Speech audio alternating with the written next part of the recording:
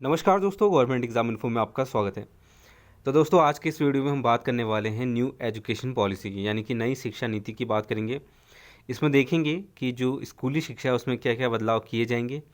इसके अलावा जो हायर एजुकेशन है, यूजी, पीजी और बीएड कोर्सेज़ वगैरह, इसमें क्या क्या चेंजेस रहेंगे, किस तरह यहाँ पर जो कोर्सेज़ हैं उसमें क्या बदलाव किए गए हैं, ये सारी जानकारी इसमें देखेंगे।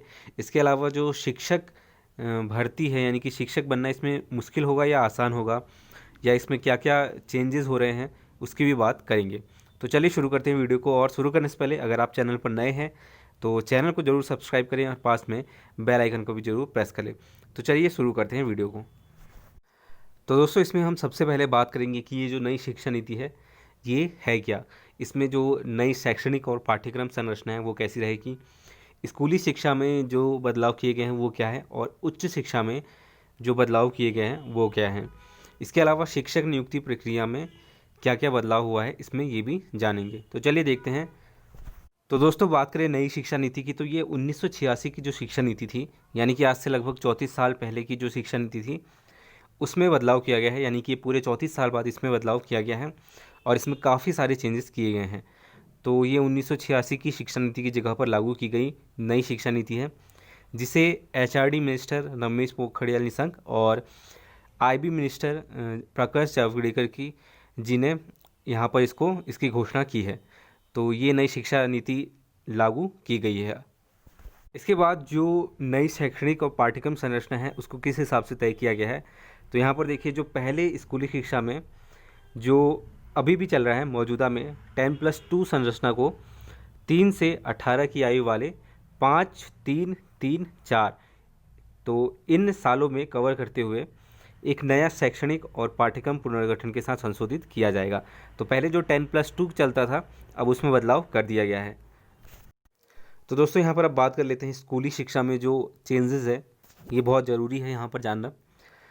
तो यहाँ पर जो पहले 10+2 था वो अब चेंज करके 5+3+3+4 तो यहाँ पर ये कर दिया गया है। और इसमें जो ये 5 साल है, तो अब स्कूल के जो पहले 5 साल में प्री प्राइमरी स्कूल के 3 साल, और इसमें जो कक्षा 1 है यानी कि क्लास 1 और 2, इसमें 2 साल ऐड किए गए हैं और इसको कहा जाएगा फाउंडेशन स्टेज। तो इस 5 साल में जो पढ़ाई के लिए एक नया पाठ्यक्रम भी तय किया जाएगा। तो यहाँ पर कुल 5 साल दिए गए हैं। जो पहले 3 साल हैं उसमें प्री प्राइमरी स्कूल लर्निंग और उसके बाद क्लास 1 और क्लास 2 के यहाँ पर शामिल किए गए हैं। तो ये पहली स्टेज है जिसे कि हम फाउंडेशन स्टेज कहेंगे। इसके बाद जो अगले 3 साल हैं, तो अगले 3 साल की बात करें तो यहाँ पर ये जो स्टेज है वो 3 से 5 तक रहेगी। और इस स्टेज में आपकी जो शिक्षा होगी, यानी कि जो छात्रों की शिक्षा होगी, वो मातृभाषा में दी जाने की कोशिश की जाएगी।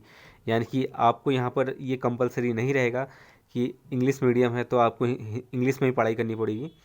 कक्षा 5 तक, यानी कि 3, 4 और 5 में आपको मातृभाषा में यहाँ पर शिक्षा दी जाएगी।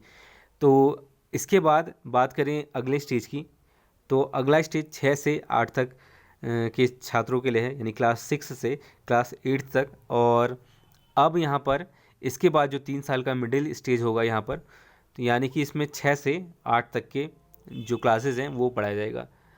इसके अलावा अब यहाँ पर जो क्लास 6 से बच्चों को प्रोफेशनल कोर्सेज और स्किल की शिक्षा भी दी जाएगी।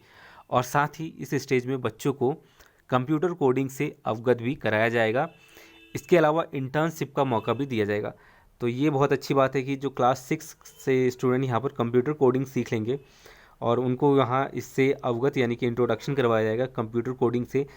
तो जो पहले स्टूडेंट क्लास 11, 12 और ग्रेजुएशन में कंप्यूटर कोडिंग सीखते थे उनको यहाँ पर क्लास 6 से ही इसमें मौका मिलेगा। तो ये काफ़ी अच्छी बात है। और तो यहाँ पर जो भी सॉफ्टवेयर्स हैं इसकी जानकारी दी जाएगी, इसकी कोडिंग कैसे होती है, जितने भी एप्लीकेशन सॉफ्टवेयर हैं ये सारी चीज़ें इसमें बताई जाएंगी। तो ये काफ़ी अच्छी बात है यहाँ पर। और इसके अलावा इंटर्नशिप का भी मौका दिया जाएगा, यानी कि कोई छात्र किसी खास सब्जेक्ट में इंटरेस्टेड है तो वहाँ पर आपको इंटर्नशिप के लिए मौका मिलेगा, यानी कि स्पेशलिस्ट लोगों से आपको वहाँ पर मिलवाया जाएगा। तो ये भी अच्छी बात है यहाँ पर। इसके अलावा 4th स्टेज की बात करें तो फोर्थ स्टेज में ये पूरे 4 साल का होगा, जिसमें कि क्लास 9th से लेकर 12th तक यहाँ पर रहेगा। इसके अलावा इसमें बात करें कि जो फोर्थ स्टेज है इसमें जो जो यहाँ पर एग्ज़ाम्स लिए जाएंगे वो किस तरह से लिए जाएंगे, तो इसमें जो चेंजेस किए गए वो सेमेस्टर वाइज यहाँ पर एग्ज़ाम लिए जाएंगे, तो ये एक बड़ा चेंज है। इसके अलावा यहाँ पर जो सब्जेक्ट चूज़ करने की बात है वो क्लास 11th-12th से नहीं रहेगा। इसमें आपको कोई स्पेशल सब्जेक्ट जैसे कि साइंस, आर्ट्स और कॉमर्स ये सब होता था पहले, तो उसमें अब बदलाव कर दिया गया है। अब बायोलॉजी का छात्र भी फिजिक्स पढ़ सकता है या फिर केमिस्ट्री का छात्र भी हिस्ट्री पढ़ सकता है। और ये कैसे किया जाएगा, तो इसको समझने के लिए यहाँ पर देखते हैं कि जैसे कि यहाँ पर 2 ग्रुप्स बनाए जाएंगे या फिर 3 ग्रुप्स बनाए जाएंगे और ग्रुप वाइज यहाँ पर सब्जेक्ट रखे जाएंगे। जैसे कि पहले ग्रुप में फिजिक्स, केमिस्ट्री और हिस्ट्री और मैथमेटिक्स। तो जिस छात्र को हिस्ट्री में इंटरेस्ट है और वो फिजिक्स और केमिस्ट्री और मैथ्स भी पढ़ना चाहता है तो वो इस ग्रुप से सब्जेक्ट्स चूज़ करेगा। अगर दूसरा मान लीजिए बायोलॉजी, संस्कृत, इंग्लिश, और किसी को अगर संस्कृत पसंद है तो वो इस ग्रुप से सेलेक्ट करेगा। जैसा कि आजकल आप देख रहे होंगे ग्रेजुएशन में इस तरह के मिलते हैं जो ऑप्शनल चूज़ करने पड़ते हैं हमें सब्जेक्ट, तो इसी तरह से अब स्कूलों में कर दिया गया है। तो यहाँ पर आप बायोलॉजी के साथ संस्कृत या फिर अगर दूसरा ग्रुप यहाँ देख ले सी, तो बायोलॉजी के साथ अगर एक ग्रुप में हिस्ट्री रखा गया है तो आप उसे भी ले सकते हैं। तो यहाँ पर कोई कंपलसरी यहाँ पर जो पहले साइंस स्ट्रीम होती थी, आर्ट्स स्ट्रीम होती थी, वो सारे यहाँ पर बदल दिए गए हैं। तो ये काफ़ी बड़ा चेंज किया गया है स्कूली शिक्षा में। इसके बाद बात करें कि हायर एजुकेशन में क्या क्या चेंजेस हैं, तो जो नई शिक्षा नीति है इसमें जो सबसे बड़ा चेंज किया गया है वो है मल्टीपल एंट्री और एग्ज़िट व्यवस्था लागू किया गया है इसमें। यानी कि जो आज की व्यवस्था में यदि आप 1 साल या 2 साल या फिर सेमेस्टर वाइज कर रहे हैं तो 3 सेमेस्टर, 4 सेमेस्टर या 5 सेमेस्टर पढ़कर किसी कारणवश आगे नहीं पढ़ पाते हैं तो इसके बाद आपको सर्टिफिकेट नहीं दिया, डिग्री की सर्टिफिकेट नहीं दिया जाता है या कोई भी सर्टिफिकेट आपको नहीं दिया जाता है। लेकिन अब जो चेंजेस किए गए हैं उसमें अगर आप यहाँ पर मल्टीपल एंट्री और एग्ज़िट के तहत अगर आप 1 साल का करते हैं कोर्स तो आपको यहाँ पर सर्टिफिकेट दिया जाएगा, और अगर आप 2 साल का करते हैं तो यहाँ पर आपको डिप्लोमा दिया जाएगा, और अगर आप 3 साल का कंप्लीट या 4 साल का जो कोर्स है वो करते हैं तो यहाँ पर आपको बैचलर्स डिग्री दी जाएगी, यानी कि आपको यहाँ पर डिग्री मिल जाएगी। तो ये यहाँ पर बड़ा बदलाव किया गया है। इसके अलावा यहाँ पर हायर एजुकेशन में ये चेंजेस किया गया है कि मान लीजिए अगर आप यहाँ पर जो कट ऑफ होती है एडमिशन के टाइम में उसमें अगर आप क्वालिफाई नहीं कर पाते हैं तो यहाँ पर एक और ऑप्शन आपको दिया जाएगा कॉमन एडमिशन टेस्ट का। यानी कि जो छात्र जिसे लगता है कि उसके मार्क्स तो कम है और वो कट ऑफ में नहीं आ पाया है लेकिन वो कॉमन एडमिशन टेस्ट देकर यहाँ पर क्लियर कर लेगा तो उसके लिए ये व्यवस्था भी लागू की जाएगी। तो यहाँ पर ये भी एक अच्छी बात है यहाँ पर। इसके बाद जो आता है वो है बीएड। तो इसमें बीएड की बात करें तो बीएड किस तरह से हम कर पाएंगे इस बार, इसमें जो बदलाव किए गए हैं तो इसमें 3 तरह से तरीके से बीएड किया जा सकता है। पहला है 4 साल का, दूसरा है 2 साल का, और तीसरा है 1 साल का। 4 साल वाले बीएड की बात करें तो यहाँ पर आपको क्लास 12th के बाद ये ऑप्शन मिलेगा कि आप डिग्री और बीएड का जो बीएड कोर्स है वो एक साथ कर ले, यानी कि 3 साल का जो डिग्री कोर्स है और 1 साल का बीएड, तो यहाँ पर आप ये कर सकते हैं। तो ये काफ़ी अच्छा चेंज किया गया है यहाँ पर 3 साल डिग्री, और यहाँ पर आप मान लीजिए आपको 12th से ही आपने ये सोच रखा है कि आपको टीचिंग लाइन में जाना है तो ये काफ़ी अच्छा ऑप्शन है। 12th के बाद आप सीधे डिग्री और 1 साल का बीएड कोर्स कर सकते हैं। 2 साल वाले बीएड की बात करें तो इसमें कुछ खास चेंजेस नहीं है, जो पहले था वैसा ही है। इसमें आपको डिग्री लेने के बाद 2 साल का कंपलसरी यहाँ पर बीएड करना पड़ेगा। तो अगर मान लीजिए आपने पहले ये नहीं सोचा तो आपने बाद में टीचिंग लाइन में जाने का सोचा है तो ये भी कोर्स आप कर सकते हैं।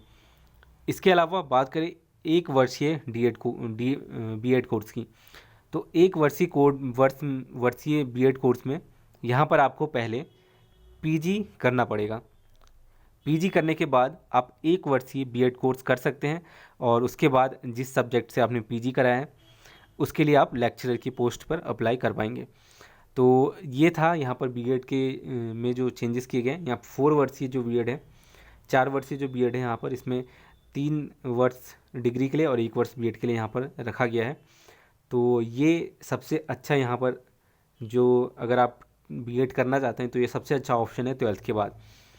2 वर्षीय पुराना मॉडल ही है, इसमें कोई चेंजेस नहीं किया। और 1 वर्षीय में यहाँ पर आपको पहले पीजी करना पड़ेगा। मान लीजिए आप पीजी करना चाहते हैं किसी भी सब्जेक्ट से और फिर टीचिंग लाइन में भी जाना चाहते हैं तो आपको 1 साल का यहाँ पर बीएड का कोर्स करना पड़ेगा। इसके बाद जो सबसे इम्पॉर्टेंट है वो है शिक्षक नियुक्ति प्रक्रिया। तो इसमें क्या चेंजेस हैं, इसमें क्या क्या बदलाव किए गए हैं उसकी बात करते हैं। तो सबसे पहले जो शिक्षक नियुक्ति प्रक्रिया में जो कंपलसरी चीज़ है वो ये कर दिया गया है कि जो टीईटी है वो यहाँ पर कंपलसरी कर दिया गया है प्राइमरी से लेकर इंटरमीडिएट तक। ठीक है, तो यहाँ पर टीईटी आपका कंपलसरी हो गया। इसके बाद नंबर 2, अगर आपका टीईटी कंप्लीट है तो आपको इंट्रेंस एग्ज़ाम भी देना पड़ेगा। ठीक है, तो इंट्रेंस एग्ज़ाम होगा। इसके बाद यहाँ पर इंटरव्यू भी आपका लिया जाएगा। तो ये भी है, यहाँ पर इंटरव्यू लिया जाएगा आपका। और जो यहाँ पर एक नई बात है, जो ख़ास बात है, तो पहले आपका टीईटी क्लियर करना पड़ेगा, इंट्रेंस एग्ज़ाम, और उसके बाद इंटरव्यू के बाद यहाँ पर आपका एक और ऐड किया गया है वो है डेमो और यहाँ पर स्किल टेस्ट। यानी कि आप छात्रों को कैसे यहाँ पर शिक्षा दे पा रहे हैं और आपके जो पढ़ाने का तरीका है वो यहाँ पर जांच की जाएगी इसकी। तो ये 4 स्टेजेस हैं इसमें जो शिक्षक नियुक्ति में नई शिक्षा नीति के अंतर्गत चेंजेस होंगे। तो पहला है टीईटी कंपलसरी है, एंट्रेंस एग्ज़ाम कंपलसरी है, इंटरव्यू भी कंपलसरी है, और ये डेमो और स्किल इसमें नया ऐड किया गया है तो ये भी यहाँ पर जोड़ दिया गया है। तो ये कुल 4 स्टेजेस हैं, इसके बाद आप शिक्षक के लिए क्वालिफाई कर पाएंगे। तो ये था शिक्षक नियुक्ति प्रक्रिया में बदलाव। हालांकि ये जो बदलाव हैं वो वर्ष 2021 या 2022 से लागू किए जाएंगे। ये डिपेंड करता है कि जो नई शिक्षा नीति है और जो नए नियम हैं वो कब से शुरू किए जाते हैं। तो इस साल के लिए तो इसमें कोई चेंजेस नहीं रहेंगे। जो नए 21 यानी कि 2021 या 2021 के बाद यहाँ पर कुछ चेंजेस होंगे। तो ये थी पूरी नियुक्ति प्रक्रिया में बदलाव की डिटेल्स। तो दोस्तों ये थी अपडेट, और यहाँ पर हमने देखा कि जो यूजी कोर्सेज़ हैं उसमें क्या बदलाव किया गया है, जो पीजी कोर्सेज़ हैं उसमें क्या बदलाव हुए हैं, और मल्टी एंट्री मल्टी एग्ज़िट वो क्या है उसमें, उसके बारे में जाना। इसके अलावा शिक्षक नियुक्ति प्रक्रिया में क्या है बदलाव किए गए हैं। इसके अलावा स्कूली शिक्षा जो सबसे महत्वपूर्ण होती है उसमें क्या बदलाव हुए हैं, ये सारी चीज़ें इसमें हमने देखी। तो दोस्तों ये थी न्यू एजुकेशन पॉलिसी की जानकारी, जिसमें कि काफ़ी सारी चीज़ें देख ली हमने, जो भी इम्पोर्टेंट पॉइंट्स है वो भी डिस्कस कर लिए हैं। तो जब से ये लागू होगा उसी समय यहाँ पर ये सारे चेंजेस किए जाएंगे। तो इसको लेकर अभी कोई डेट तय नहीं कही है, या फिर कौन से सेशन में यानी कि 2021 से लागू होंगे या 2020 में इसको लागू किया जाएगा, इसकी जानकारी नहीं दी गई है। तो जैसे इसकी जानकारी दी जाएगी तो आप सबको बताया जाएगा। तो दोस्तों ये थी न्यू एजुकेशन पॉलिसी को लेकर सभी जानकारियाँ, और इसी तरह के सभी अपडेट्स और जानकारियाँ प्राप्त करने के लिए चैनल को जरूर सब्सक्राइब कर लें और पास में बेल आइकन को भी जरूर प्रेस कर लें। तब तक के लिए दोस्तों धन्यवाद।